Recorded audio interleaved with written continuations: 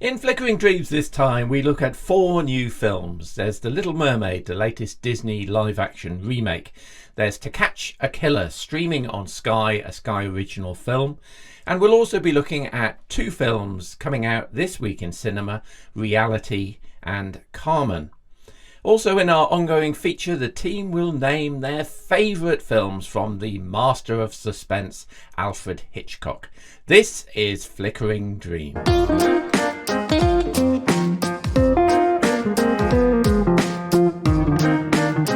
Right, I think it's probably just the 3 of us today because Emma is having difficulties with her internet. So maybe at some point Emma Sewell will join us. But at the moment, it's myself, Bob Mann, from One Man's Movies and BBC Radio Solent. I'm going to be on BBC Radio Solent on Friday when maybe this podcast comes out, or maybe the day before, from 3:30 till 4:30 if you want to listen on the web.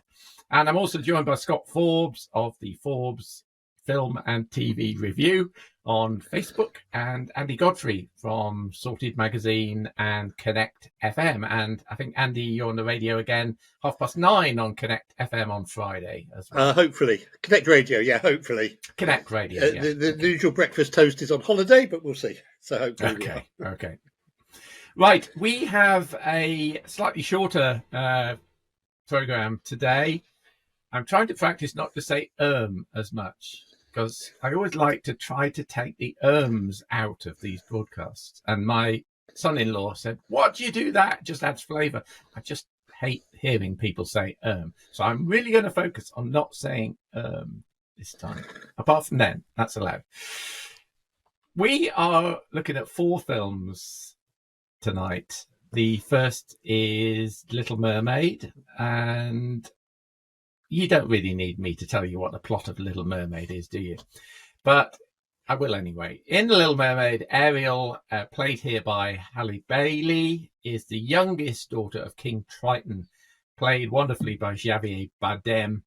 And she's a rebellious teen, obsessed with all things human and desperate to better understand the world upstairs, as it were. When she rescues and falls in love with the dashing young Prince Eric, played by Jonah Hauer-King, her despair is complete. As Hans Christian Andersen says, which comes up at the beginning of the film, a mermaid has no tears and therefore she suffers so much more.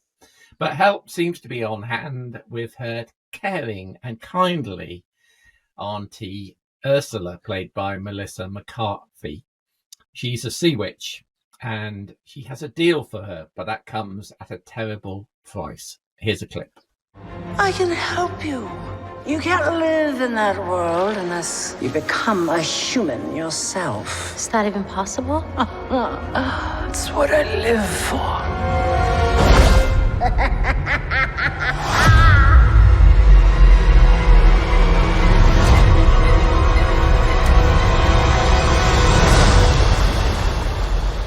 So, Little Mermaid, another Disney reboot. Oh, who needs one? The animated version was a classic.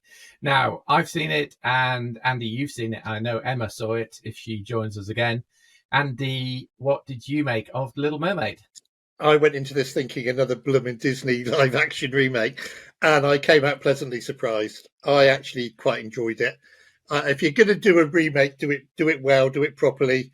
Do it spectacularly, lavish lots of money on it, lavish big sets on it, do it well. They've done it really well. I thought Hailey was great. She had the necessary wide-eyed innocence that I think is needed for the character of Ariel. The songs are classics. The new song blended well. I came out with no complaints at all. I would quite happily now sit through either version. And it's very rare that I've said that about these live-action films because I've been really, really down on them. But I thought I've actually been listening to the soundtrack all week, and I thought it was really well done. I enjoyed it. Yeah. Mm-hmm. Yeah, I went in with exactly the same feeling. Thought this is going to be pretty dire, and I came out absolutely loving it. I have to say. Yeah. I thought. I always want to call her Halle Berry, right? Yeah, so did I. I called her that in my review. Yeah. Halle Bailey I mean, this is her movie debut, apart from I read a small part in a film called Last Holiday when she was 6 years old with Queen Latifah. But she's basically new into the business here. She was a kind of an R&B duo artist with her sister Chloe. And I thought she was just mesmerizing in this. As you say, she's so natural. She's got a wide-eyed, wondrous look that I think she's just perfect for Disney. I thought she was simply wonderful. And all of that stuff that happened last year when the first picture came out of her, and you had that effectively a racist backlash saying she's not my Ariel, hashtag not my Ariel.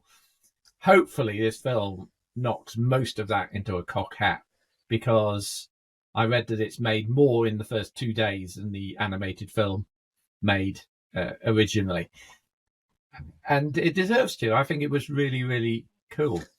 Yeah, I think they did a very sensible thing in bringing Rob Marshall in to direct it after his experience with Chicago and also Mary Poppins Returns. Because I don't know about you guys, I loved Mary Poppins Returns. I just thought it was everything I would have hoped for a Mary Poppins sequel. And he knows how to handle big dance musical numbers. And I thought it was great. I thought that all of the performances were really good, actually, and I didn't have any complaints at all about this one. I thought Javier Bardem and Melissa McCarthy could have been born to play those roles. Yes, they just seemed to fit so perfectly, like a jigsaw piece, into those respective bits. And I thought the vocal performances as well. There's David Diggs as the crab Sebastian.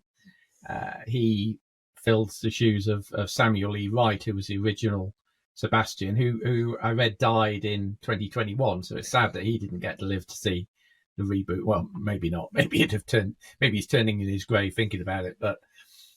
And Awkwafina as well, playing Scuttle the seagull. I didn't actually realise it was Awkwafina until one point where she squawks her line out so brilliantly Awkwafina-ish that I thought that's a terrific way to recognise that. And there's also Jodie Benson as well, who's the voice of the original Ariel. I actually forgot she was in this, so I wasn't looking out for her, but she's one of the market sellers in the market scene on the beach. So, Scott, when you see it at the weekend, you can watch out for Jodie Benson. So I thought the cast did a great job. I thought the graphics and the VFX were fabulous as well, with the sort of floaty hair business going on in the water being very, very natural and very, very good.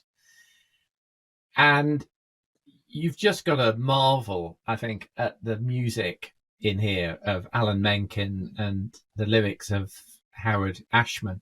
I too, like you, Andy, have been listening to the soundtrack since I've seen the film, and the lyrics of those original songs are just perfect. Magic. And there are moments where the music just made me well up partly in nostalgia, because I took my kids to see this film at the original film at the cinema, but also the part of your world things where what is a fire and why does it, what's the word, burn? It's just brilliant. Yeah. And the gorgeous chorus of Kiss the Girl as well, which I thought was beautifully done in this film as well. I thought it was really well done in the animation, but I thought the Kiss the Girl boat scene thing was really, really good. And I particularly appreciated during that famous breast rock thrust, and we all know what we mean by that, guys, don't we? That scene in the original animation. There's such a clever lyric where Howard Ashman, who I noted the film was actually dedicated to at the end, which was nice. There's such a clever lyric where he breaks the fourth wall and he talks to the kids in the audience, as Ariel says, "Watch and you'll see, someday I'll be part of your world." It's so smart, and it just made me appreciate the music and lyrics so much more. Absolutely agree with everything you're saying, Bob. Yeah. In terms of the script, I thought it was quite clever in updating some of the original animation stuff. I mean, it stays pretty well true to the animated story, but there are a few little tweaks which kind of make it more sensible, susceptible That's the wrong word as well. Logical. More fitting for the 2020s. And there's one point in the Sea Witch spell that she casts where, as well as giving her legs until the sun sets on the third day or whatever it is, she also quietly makes this addendum to the spell that says Ariel doesn't realise that she has to kiss Prince Eric in order to win, as it were. Yeah. Which is really good, because in the first film, it's quite embarrassing how much of a slut she is, throwing herself at Prince Eric in the boat, right? And here, she doesn't know she has to do that. Yeah. And it's a tiny little tweak to the story, but I thought it made it slightly more appropriately 2020s than the opposite, which could have happened. Right? And I also noticed, in no spoilers, but in the finale versus the big Sea Witch thing, which is actually terrifying for kids, I think, in this film. It was terrifying in the animated version. I think Melissa McCarthy's enormous Sea Witch at the end with the modern special effects, I think that's something you parents probably need to warn kids about, because it is a little bit scary, I thought. But there's a nice little twist there, which wasn't in the original cartoon version, but which is in this version, which again I think updates the film nicely. So that was good. On the negatives, I did have a few negatives. One is at 2 hours 15 minutes. It's a long old slog for kids to sit through, and part of that I think is the addition of these new songs by Lin-Manuel Miranda. And I think you said you liked them, Andy. I did. I thought they blended really well with the original score, the original song. And they didn't seem out of place. Every now and again, you get a new song in one of these films that sort of jars. It's like we've had to put a new song in. The new one in Beauty and the Beast, in the live action, jarred for me. It just did not fit with the score. They do this again and again. I mean, I'm a massive fan of Les Miserables, and the new film song that they put in the Les Miserables, the musical, it just jarred with the rest of the score. For me, the new songs in Little Mermaid were so in place and so in tune with what we were used to hearing from the score that it didn't matter. I enjoyed it. And the 2 hours just zipped by, if I'm honest. I wasn't as hot about the new songs, I have to say. I thought Wild Uncharted Waters was obviously in there to be nominated for the Oscar. Probably, yes. I felt it was a little bit beyond Jonah Howe King's vocal abilities. I found it a bit squawky, to be honest, at the end. For the first time, the other song I found intensely irritating, the lyrics to that and the way it was in.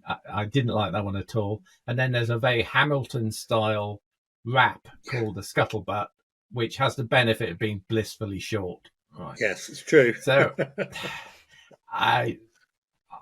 to be honest, I could have done without the extra songs, to be honest. But there we go. But as you said, we both went into this thinking it was going to be dire. I thought it was really well done. I got quite emotional. I have to confess, as a grown man, I sat at the end, and as a tear rolled down Halle Bailey's face as Ariel, one matched suit and rolled down my cheek. I have to say, I don't cry very much at the cinema, but I thought the finale of this film was just beautiful. So, yeah, I'm going to give this one a 9 out of 10 because I thought it was spot on. 9 out of 10 for me as well, Bob. I just thought it was spot on. For me, the time just was. I appreciate what you say about being over 2 hours for kids, but I saw it with other kids in the audience. They weren't complaining. Their attention was rapt. Nobody left. Nobody walked out. And the time just flew by. So I gave it a 9 as well. And, you know, we've got Snow White coming up as the next big one, I think. Oh, with, really? Yeah, the girl who played the lead in Spielberg's West Side Story is playing Snow White in the live action. And if they do it, you know, as well, great, but we'll see. So with a 9 and a 9, that gives us a Flickering Dreams score of 9.0, making this a very big Disney. Good. Okay. I hope that's whetted your appetite, Scott, for when you see it. And now a pause in our programming while we talk about intermissions. Right. The last intermission I remember was the Return of the King, I think, Fellowship and Lord of the Rings. I think that was the Yes. last one I saw with an intermission. I don't mind intermissions, to be honest, in long films. If the film is longer than 2.5 hours or whatever, Yeah. I think an Of intermission course, is not a the bad classic thing. one. You know about the classic one with that, don't you? It was it's a mad, mad, mad, mad world where Yeah. there's a car chase going on, and during the intermission, they broadcast police broadcasts of the car chase into the lobby of the cinema. And if you buy the DVD, if you buy the Blu-ray, you can actually get the intermission with these broadcasts that people were hearing while they were having their drinks about what How the cool. characters are up to during the intermission. How cool Brilliant. is that? Absolutely Yeah, brilliant. It's yeah. on the Blu-ray. It's really good. Yeah. I've gotten quite So- used to them with a lot of the Bollywood films. Pretty Yes. much almost Yeah, every course, one I of them, suppose, yeah. even when they're under 2 hours, they seem to have a break. Yeah. I always Yeah. remember I went to see the Towering Inferno when it Oh, I came remember out seeing that in the cinema. Yeah. with my dear departed mum, and they had an intermission in the middle of that, and they timed the intermission so there was a scene where Paul Newman is climbing down this rickety staircase in the middle of a stairwell, trying to take a mother and 2 kids down it, and there's a big explosion, and Paul Newman falls through the air from this stairwell, and then it went completely black, intermission, no sound at all, apart from my mother going in the middle of this packed cinema. Well, remember that. The first time I took my dad to see Raiders was at the Western Supermare Playhouse, and they had an intermission in that. Did they? Just after Indy shoots the guy with the sword. And it was my dad was roaring with laughter because he'd never seen that thing. You see, you miss intermissions. I think they're good things. Good things. And now we return you to our regular scheduled program. So next up, we've got a small screen film which is streaming on Sky Original. I think it used to be called Sky Movies. I'm not sure what it's called now. It's on Sky and Now TV, which is where I saw it. And that is called To Catch a Killer.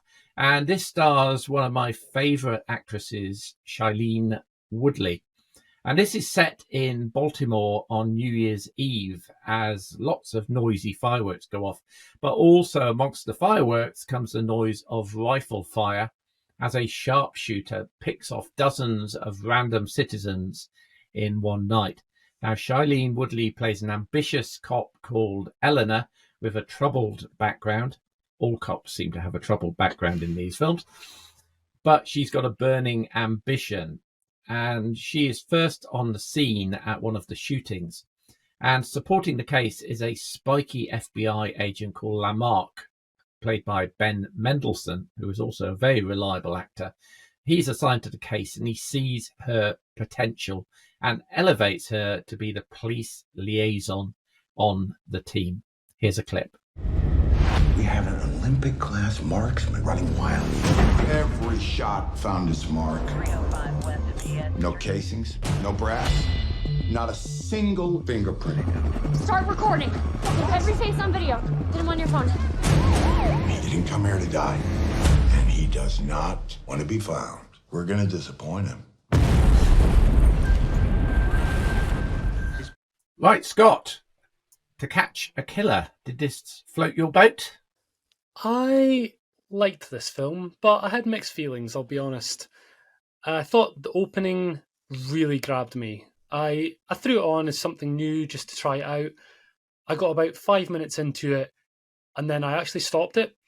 The reason being, I thought my dad would also love to watch this film. And so I was like, you know what, I'm going to save this. I'm going to see this with my dad because he loves thrillers. And I just knew from that opening 5 minutes, this is going to be good. And yeah, so the fact that we open with this sharpshooter just picking people out of nowhere, just all over the place, it was just really exciting. There's chaos everywhere. You don't know what's happening or why. Do you know what film that reminded me of very What's that? strongly? I think it was 2012's Jack Reacher. Because that starts with a sharpshooter in a car park, just randomly picking people off on the boardwalk across the river. And it reminded me very strongly of the opening of that film. Yeah, definitely similarities there. I hadn't thought of that one. But yeah, so Shailene Woodley, as you said, is the first on scene there. And like you, I think she's a great actress. I've loved her since the sort of Divergent series. I think she's a really, really good talent. And again, the connection that she's got with Ben Mendelsohn here is a big part of what's good about this film. I think there's some interesting dynamics with a bit of sexism and misogyny going in there just to sort of spice up that relationship. One particular scene where there's a baby during an interview and just naturally she's asked to deal with it when there's another character, a male character there, and that was just like, okay. Lots of go make the tea, love. Yeah. While at the same time, she's proving herself as a very capable police officer that should be doing her job rather than asked to do things like this. I thought that the script was good, but there were some moments where there was longer dialogue scenes that my attention did drift a little bit. There were some of these scenes that I think could have been cut a little bit shorter to make the flow a little bit better, for my personal opinion. But I thought at the same time, what was actually said in these scenes was really well written, and the cinematography and how they were thrown together looked really nice. And I'll just add as well that I quite like the score. It's not anything over the top, it's quite subtle, but it added to the atmosphere of this type of thriller, almost a little bit film noir, but more modern in a way. I don't know if you guys will agree from that sentiment. I think I liked it. I think it was a great start, but I think it could have shaved a little bit from some of the longer dialogue scenes. Okay. Andy? Yeah, I enjoyed it. I thought it was a very highly stylized thriller. I think you guys know that I'm very friendly with Carol Morley, the film director, and this reminded me very much of her film Out of Blue, which is a film I love, which again is about a female cop who's got a troubled background, and there's misogyny and all sorts of other stuff going on in that film as well. And the style, the shooting style is very similar. It's almost like, to me, they were, I know that film backwards, they were modelling on what Carol had done. Okay. Interesting that the score too was fairly similar. Carter Burwell did the score for this, whereas Clint Mansell did the score for Out of Blue, but they sound fairly similar. I really enjoyed it. I thought it was a gripping thriller. The opening had me. I wanted to know what was happening. I agree that at 119 minutes, Scott, it's probably just a little too long. But the joy of having it on at home at TV is you can pause, you can go make a cup of coffee, you can come back in and pick it up again. I thought you didn't like intermissions. Well, no, that's not in the cinema, but at home it's okay. We got so used to doing that during lockdown, where, we couldn't go to the cinema, so we were just watching film after film. And, the first time I went to the cinema after lockdown, I was reminding myself I didn't have a remote control in my house. Note to self, you do not have a remote control. I thought it was highly stylized. You just have to wave your hand like Mr. Bridger in the Italian Job and say, "Excuse me, could you stop?" Yeah, but I live on my own. So. I just thought the performances were really good. I thought that Shailene Woodley was great. Ben Mendelsohn was great. There was one big shock moment that took me by surprise, which is always nice in a sense when something happens out of blue that you don't expect.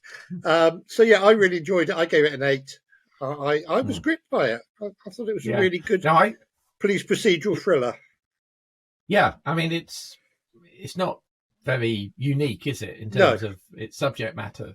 But I did think it was well done, and I quite agree with you both about that opening 15 minutes, and it is 15 minutes of that initial opening, which I thought were really, really good, as in first class good. And there's a lovely jolting moment, which we won't spoil. The trailer spoils it, actually. The trailer has got it in it. But there's a lovely jolting moment towards the end of that first 15 minutes that made me go, whoa! And I wasn't expecting it at all. And I thought, that's a mark of a interesting director to do that. And I rather missed some of that level it never quite, after that first 15 minutes for me, it never quite got up to that level again of delivering that amount of entertainment and that shock value that we had. There are some very nice scenes. The ones in the mall, I think, were very well done.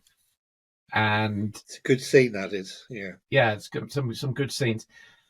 The other thing that I thought was really interesting was the dynamic between Eleanor, Shailene Woodley's character, and Lamarck, played by Ben Mendelsohn, because you never quite know what is going on there. And there is a suspicion that Mendelsohn may be some sort of sexual stalker, predator, Me Too type boss employee thing going on. And there's a wonderful scene. I thought it was a wonderful scene where Woodley says, and excuse language because we try to keep it out of these podcasts, but if Guardians of the Galaxy can have one, then so can we. She says, if you've given the job to me to fuck me, then you can take the job and stick it up your ass, right? Which I thought was really good. And the outcome to that, how that unwinds, was a very unexpected twist in terms of where it went. So I thought there's some quite clever script stuff going on there. The one thing that I think disappointed me particularly was one of you was saying about the fact this is a nice story about female empowerment, about her character overcoming the misogyny in the police department and using her innate abilities in order to actually progress the case and make it work well. And then the director, whose name I forget, is an Argentinian, Damian Schifron, goes and shows lots of lascivious shots of Shailene Woodley sat on the loo, sat in the bath, swimming underwater for lengths in a swimsuit.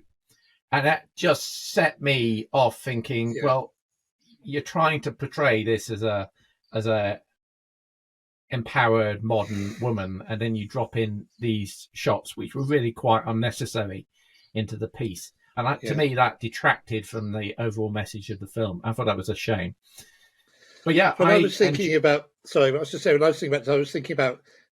the Lambs and the relationship that Clarice Starling had with her boss in the FBI, and they avoided exactly what you were talking about there, Bob, in that film brilliantly. That was a very interesting dynamic between Clarice Starling and I can't remember his name, but the head of of her division in the FBI in that film. Yeah, and it needed to veer more in that direction. And indeed, the relationship here, in terms of the fact she's been taken on because she kind of in tune with the killer. Yeah, in terms of the way they think, I think that has a lot of Silence of the Lambs. I hadn't. Yeah, it did make me think of Silence. Yeah, that's a good match. Yes, so I thought it was good. I thought the ending was a little bit overblown for me and not particularly believable, but hey, it wasn't bad. So I found it good, exciting, slightly formulaic, but certainly well worth a watch, and it kept me well entertained. I gave this one a 7 out of 10. And you said you gave it an 8, did you, Andy? Yeah. 8. And Scott, what would you give this? I was going to give this one a 6.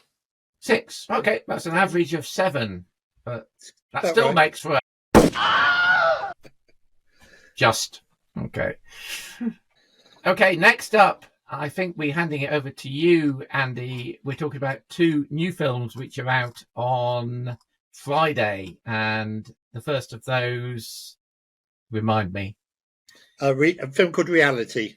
Reality, thank you very much. Okay, so Reality is a very, very different film from anything I've seen in a very long time. We are in a suburb of a small American town. A young girl comes home. She's got her grocery shopping to find FBI agents on her doorstep. Turns out that she is or may not be a whistleblower who let out the secret that the Russians were trying to influence the 2016 presidential election. Here's a clip. This is my partner. What partner? Wally Taylor. Hey, how are you? We have a search warrant for your house. Oh my goodness, okay. Would you like to see it? Yes, please. 125 pounds, you guys. Flatter me. Sorry, I have a sense of humor. That was on your driver's license. That's right. Okay, well, I lied. Don't we all? So what we have here is the FBI interviewed this girl whose name was Reality Winter. They recorded the interview outside her home, inside her home.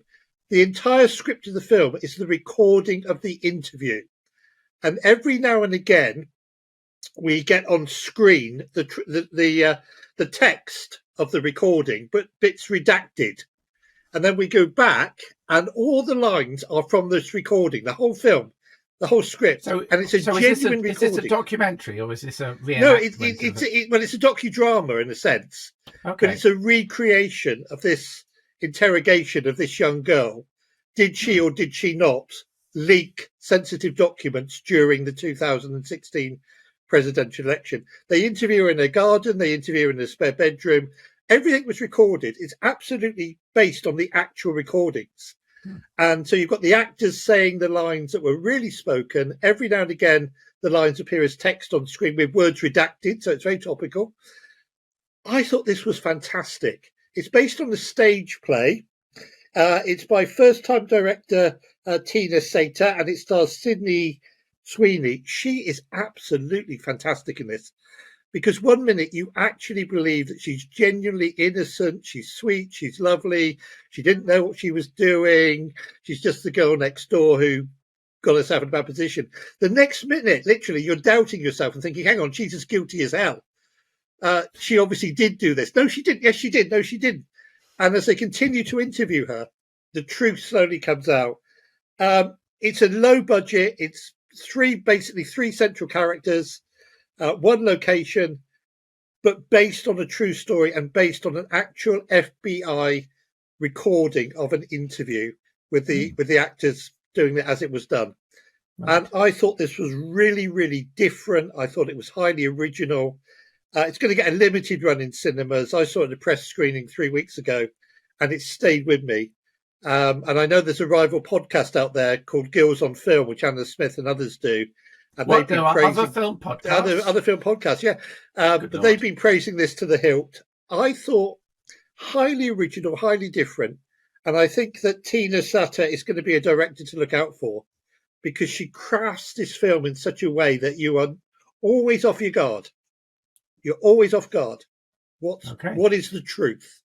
Okay. And when the text comes up on the screen, certain words are redacted, and we go back, and the actors have obviously said those words, but we haven't heard them. So sometimes we see Sydney Sweeney reacting to something that the FBI guy has said to her, but we don't know what he said because that's been redacted. So it's really clever. It's really good. It got 4 stars, I think, from Empire. It got 4 stars from Total Film. I think it got a 97% on Rotten Tomatoes. I absolutely loved it. I thought because it was just so different and really intriguing.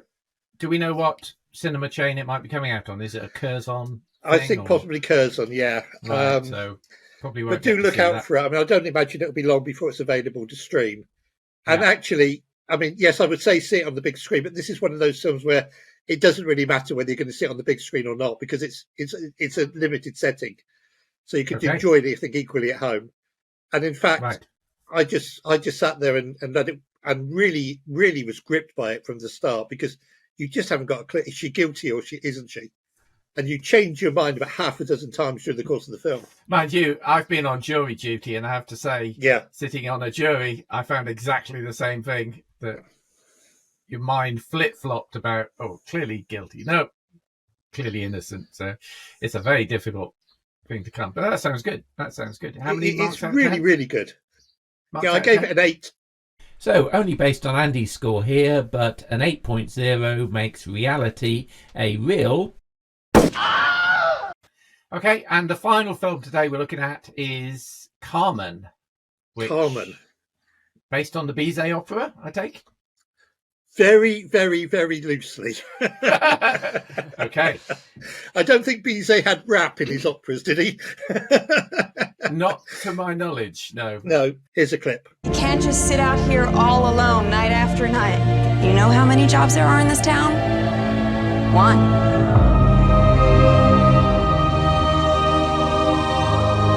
Mike, let her go! Stop! Are you a soldier? Fine. My name is Carmen. Carmen? So I saw this afternoon. It's coming out in cinemas on Friday. It's a musical drama. We are in the Mexican desert, and we meet a young girl called Carmen who is being hunted down by a Mexican drug cartel because they want to use her for their own ends. We've seen that they've killed her mother. They clearly have designs on this girl and how they want to use her. She is escaping. She's trying to get into America. A young man comes along to help her, and they cross the dangerous desert through Mexico with people shooting at them and so on. But it's all done as a dance. It's all done in music. There's lots of ballet in this. There's lots of dance in this. There's lots of rap in this. There's some opera in this. Very little Bizet. Few of the lyrics from the opera are included in some of the songs. But I thought that it was really... I was watching this on my laptop, sitting just the opposite to reality, thinking, I wish I was seeing this on the big screen. Because the cinematography in the desert with people dancing and, gun battles being done as a dance, set to music, it's really operatic. It's really cinematic. And the cinematography is quite superb. And I would say, again, see this one on the big screen. It is... It's a love story because the guy who comes to her aid, they fall in love, and there's lots of love songs. There's rap, there's violence. It's gritty. It's one of those films where you can feel the dirt underneath your fingernails, as they sort of dig into the sand in the desert. It was absolutely compelling, and I wished I'd been watching it on a big screen. I wasn't even aware of this one coming out. I thought it's completely... Well, I just got sent a screener today, Bob, to be honest, by the production company. And it is going to be in cinemas as from Friday. And I would certainly say to people, look out for it. If this is your kind of thing, if you like big budget musicals, beautiful cinematography, bit of gore, bit of grit, bit of violence thrown in, kind of almost like a West Side Story type thing in a way, but much grittier than that. Go and see it. It's really, really good. 8 out of 10 again. So again, this is just based on Andy's input, but Carmen gets an operatic 8 out of 10, making it a Bizet busting. That's Carmen, coming out on Friday. Right, so that's the 4 films we're looking at. Say, quite a short roundup this week. We had 6, I think, with the previous 2 weeks. I've also seen The Machine, which is coming out on Friday, so effectively the day this podcast comes out, and I'm going to be reviewing that next week with the team because they've not got to see it yet, and I'm on holiday for the next 2 weeks, so it'll give me something to talk about in the next podcast as opposed to sitting there like a Simon Mayo type figure who hasn't seen anything. So we're going to move on to our new feature where we pick a particular director and we look at their favourite films from each of our viewpoints. And we have a danger here that this podcast could run to 2.5 hours because we are on to the specialist subject in Mastermind of the Reverend Andy Godfrey, which is Alfred Hitchcock. And let's start with you, Andy, because I know you're bursting to talk about your favourite film from Hitchcock. What's that? Well, Hitchcock made 53 great films, of which I've seen 52 because one's missing. Psycho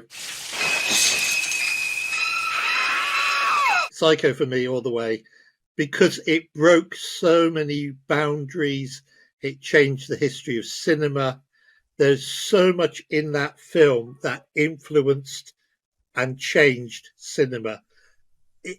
Up until that point in time, mothers in American films had always been portrayed, even in Hitchcock's previous films, as people who were a little bit loopy, people who were caring. They were the people who looked after you. They were the people who took care of you. Mother and apple pie was the American way. Psycho changed that. Psycho was the first film to show a toilet ever on screen, and Hitchcock had the audacity to have it flushed as well. And that shocked audiences, absolutely genuinely shocked audiences to see a toilet on screen. I think that the shower scene, obviously, I was watching a documentary about it last night again, and Peter Bogdanovich, the filmmaker, was at the very first ever public screening, and he said the shower scene. You've got Bernard Herrmann's screeching violins. You've got Marion in the shower screaming. You've got the sound of the knife, which was actually the sound of a knife being plunged into a melon and into a bit of steak. And then you had people screaming on top of that. And he said that when he came out of the very first ever public screening of Psycho into Times Square at midday, he felt as if he'd been raped. That was the effect. Now, we forget this. We're talking 1960. Nothing like this. And up until that point as well, I think murder in films, there's always been a bit of a detachment. This can't happen to me. The murder on the screen will never happen to me. Here's an ordinary woman in a shower in a motel, completely innocent. And suddenly the shower in a motel becomes the most dangerous place in the world. Yeah. And Hitchcock was really worried about it. He was doing this TV show at the time, and the film was made by his TV crew because he couldn't get studios to sponsor it. And he had this idea that he was actually going to use it as a TV episode. He would cut it in half and show it as 2 parts. And it was his wife who persuaded him that it had to be seen in the cinema. That was he was worried because of all the taboos. And just very quickly, the one story I do love is that the Hitchcock sent the shower scene off to the censors, and they wrote back and said, you need to change this, this, and this. He waited a week, sent it back unedited. They came back and said, thanks for making the changes. And there he was a bit audacious, but Anthony Perkins, you look at the supper scene, Janet Leigh and Anthony Perkins together, absolutely phenomenal. 2 great actors at the top of their game in a scene that is really emotional roller coaster, because he's talking about his mother. A boy's best friend is his mother is the line. She's thinking about the fact she's stolen this money. We think the film's going to be about her returning the money, and everything switches. And I love the detail that Hitchcock put into this. The scene where he moves a painting to poke through the spy hole and to see Marion in the shower. That painting is a painting called Susanna and the Elders by a French artist. And it was an ancient Greek story about 2 elderly men preying on a young virgin. So even Hitchcock had every little detail of that nailed down beautifully. In the opening scene, Marion's wearing white underwear. When we see her stealing the money, making up her mind to steal the money, she's wearing black underwear. She's gone from being a good girl to being a bad girl. If you look at the scene where she's packing her case to run away with the money, she's in her own apartment, but there's a shower behind her, a foretaste of what is to come. So Hitchcock keeps showing us this. She keeps walking across the room and the bathroom door's open and there's a shower there. Now, because we at the time don't know the significance, but he's planting the seeds. Every detail of that film to me is genius. Yeah, I think it's fascinating that because one of the key shock values of Psycho, I think, is the fact this is Vivien Leigh, right? She is the star of the show. Yeah. You think you're in one type of film, and how far is the shower scene into it? Half an hour? No, it's 2/3. 2/3. Okay, some way into the film. Yeah. But it's the equivalent, I guess the equivalent in a recent film would be Deep Blue Sea, something like that, where Samuel L. Jackson gets chomped in half suddenly. Right.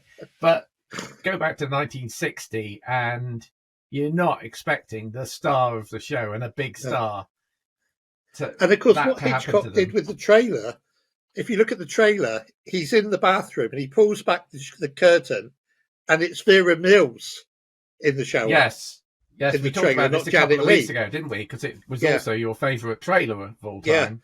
Yeah. But he also had this brilliant advertising campaign. You know, back in the 60s, films were just on a rolling basis in cinema. So you went in halfway through a film, you sat there, you waited, you sat through the first half of the film and you left. Yeah. Hitchcock had this thing where he said nobody will be allowed in after the start of each showing. And there were billboards outside cinemas that said not even the President of America or the Queen of England herself will be allowed in after the start of each showing of Psycho. And there is, I mean, books and books and books have been written on that. There's a whole documentary which is brilliant called 78/52, just about the shower scene. It's a good documentary. It's a brilliant documentary. 78 cuts, 52 edits in 45 seconds. Yeah. It's good. Dare I ask, Andy, what your opinion is of the Vince Vaughn version? Move on, Scott. I hate and detest, and it's vile and it's ridiculous and it's wrong. I mean, no, I don't even want to think about it. No, you've upset him. You've raised his blood pressure, Scott. It's vile. It's totally. Why would you want to remake Psycho in colour? I mean, Hitchcock said that the reason why it was made in black and white was because of the blood, and actually that was Hershey's chocolate sauce that's going down the drain. And it's not actually Janet Leigh in the shower even. It's an actress called Marley Renfro who body doubled for Janet Leigh. And she's the one that Anthony Perkins wraps up in the cellophane and the shower curtain and puts in the boot of the car. No. Just no. Move on. Scott, don't ask any more follow-up questions, or we'll be here till 10 o'clock tonight. Yeah, that's a good choice, I have to say. Scott, can you beat Psycho in terms of your Hitchcock choice? So I'm definitely not an expert like Andy is. I was working out this week how many of Hitchcock's films I've seen, and for me, I've seen 7 of them. For me, my favourite one is Rear Window. Precinct 6, Sergeant Allgood. Hello. Look, a man is assaulting a woman at 125 West 9th Street, second floor, at the rear. No, make it fast. So I saw this for the first time maybe 2 or 3 years ago. I think it might have been during lockdown, possibly. And this film just blew me away in terms of the mystery and the thriller aspect of it. I thoroughly loved the narrative. I thought it was a really well written, really well crafted and directed film. The way it's edited from start to finish was sublime. The performances, Jimmy Stewart, love that guy. He is excellent in this film, as is Grace Kelly. Yeah. The production design, the way we see this film from the window that Jimmy Stewart is at, watching across the sort of lawn area to all the windows at the other side. I just think the way it was all designed within each of the different rooms and even the sort of courtyard area itself, it all just looks like it's so perfectly set. And just from start to finish, the suspense got me. I was hooked the whole time. I didn't know what was going to happen. And when I did think I knew what was going to happen, it would just throw something out there that would catch me off guard or make me a bit nervous about someone getting caught or not getting caught. Yeah. And without going into spoiler territory, I was just on the edge of my seat from start to finish, and I gave this one a 10 out of 10. Yeah. Yep. Absolutely. I did as well. And now I knew in advance that you were going to pick that one, because if you hadn't picked it, I would have picked Rear Window as well as my Hitchcock classic. I just think it's superb. And like you say, some of the suspense that is built up as to whether or not a certain character will be caught or not is just brilliantly done. And Jimmy Stewart acts it so well as well as to whether or not it's caught. It is just a classic film. Yeah. So my Hitchcock film comes from 2 years before I was born, in 1959, and that is North by Northwest. Just a second, you. Stay away from me. Let go. Let go of me. Stay away from me. Let go. Let go of me. Now save the phony tears. You just get back. You little fool. You just stay away from me.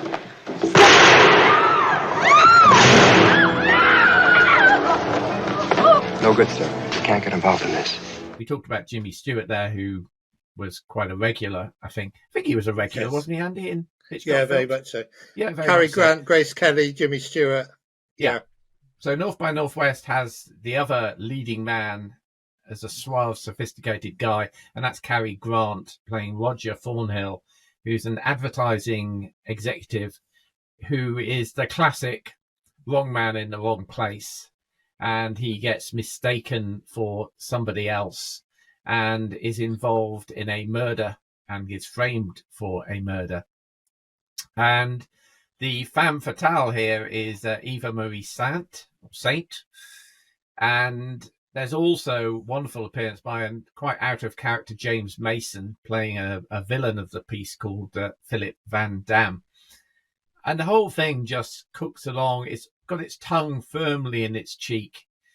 There's some lovely comic scenes going on. There's a lovely scene featuring his mother in a lift, where there's basically two bad people that Roger knows are out to get him.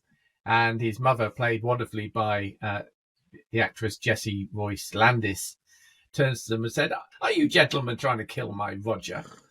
And of course, they all look at each other embarrassed and then fall about laughing, and they all laugh at each other. And the whole lift is full of laughter until the doors open and he makes his getaway. And it's a wonderful scene, and it's absolutely brilliantly done. But the film has some classic set pieces. There's the obvious plane in the cornfield scene, which has been much repeated in other thrillers. And the finale set on the statues of Mount Rushmore, again, is a fabulous classic. And all of this happens to a wonderful Bernard Herrmann score. I think one of Bernard Herrmann's very best scores for North by Northwest. Sure, by today's standard, it's got some incredibly dodgy green screen moments. And some of the stuff you think, couldn't Hitchcock have just strapped a camera to the front of the car and filmed him driving down the mountain road, as opposed to putting some dodgy green screen stuff in the back window?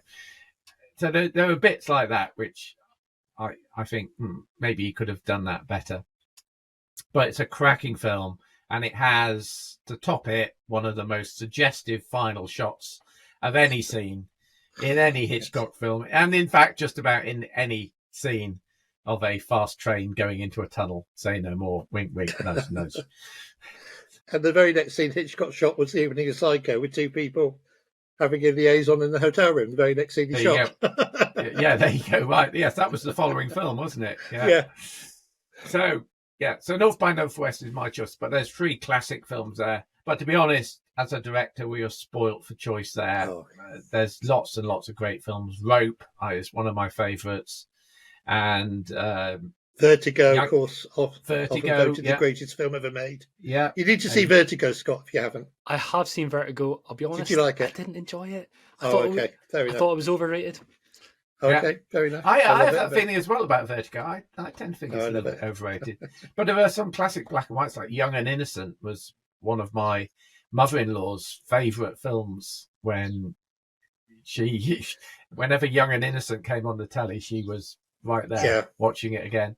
You go back right into the silent era. I mean, Hitchcock made what I think is one of the greatest silent movies ever, The Lodger, which is subtitled A Tale of the London Fog, and it's a Jack the Ripper story.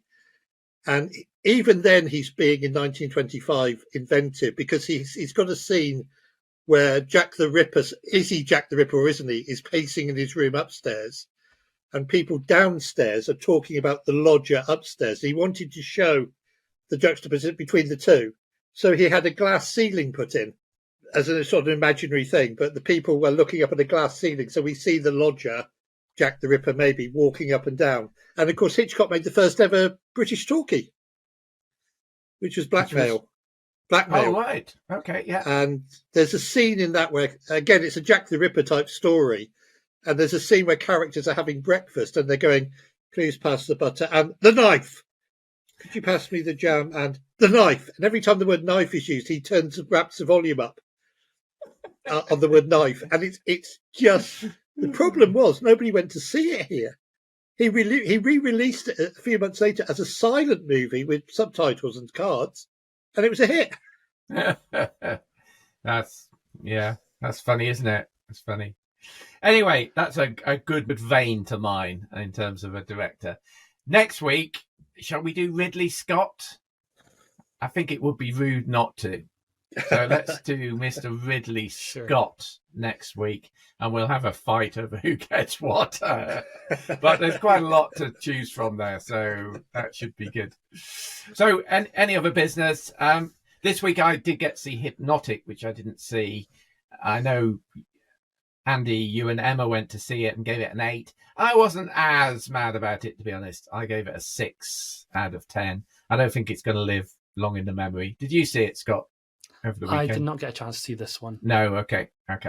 So it was okay. It was okay, but a bit of a mix between Inception and Looper and something else, I thought, but not one that's going to live in my memory for long. And coming up on Friday, we've got the new Spider-Man Into the Spider-Verse animated version, which again looks quite good. And The Machine is out as well, which is a comedy starring Bert Kreischer, who I'd never heard of, but is clearly a household name in America. So those are the main films coming out on Friday. Any other business from you guys? No. Okay. So we'll call it a wrap there. I'm on holiday for the next 2 weeks in Portugal, but hopefully I'll be able to join this podcast and make you all envious by the sun glinting off my camera. But yeah, until then, this has been Flickering Dreams. Thank you for joining us. And now that we've mentioned the Girls on Film podcast, I think it's only right, Andy, that you point out to them that we've promoted the Girls on Film podcast, and it's their job to promote Flickering Dreams. I will be on to Heather, who is Mark Commode's agent and runs the Girls on Film podcast, straight away. Heather, make it so, number 1. Okay, have a good evening. See ya. Night, guys. Thank you so much for listening or watching Flickering Dreams. You can find the video version on YouTube and the audio version on all major podcast platforms. And don't forget to subscribe so you can get each of the weekly episodes as they are released. We'll see you at the movies.